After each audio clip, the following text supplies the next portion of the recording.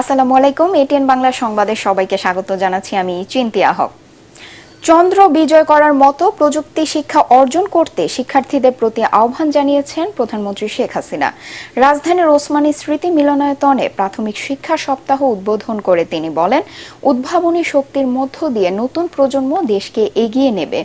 শিশুদের শুধু স্কুলের বই না পড়িয়ে তাদের সুপ্ত মেধা মনন বিকাশের সুযোগ সৃষ্টি করে দিতে শিক্ষকদের প্রতিও আহ্বান জানান প্রধানমন্ত্রী। এ সময় শিক্ষাক্ষেত্রে বিশেষ অবদানের জন্য প্রাথমিক শিক্ষা পদক 2023 তুলে দেন প্রধানমন্ত্রী শেখ হাসিনা।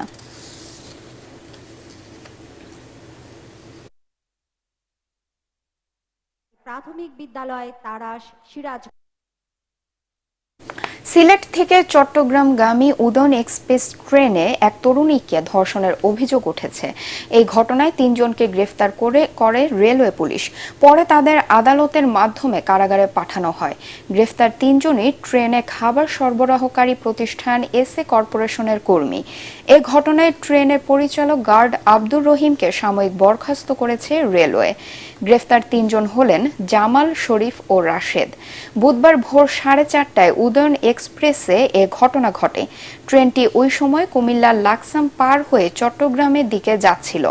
এ বিষয়ে চট্টগ্রাম রেলওয়ে থানার ভারপ্রাপ্ত কর্মকর্তা জানান, ওই তরুণী বর্তমানে পুলিশের হেফাজতে আছে।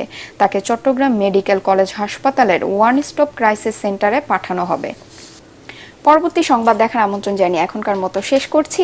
এটিএন বাংলা সংবাদ ইউটিউবে দেখতে ব্রাউজ করুন youtube/ATN Bangla News। ধন্যবাদ সবাইকে।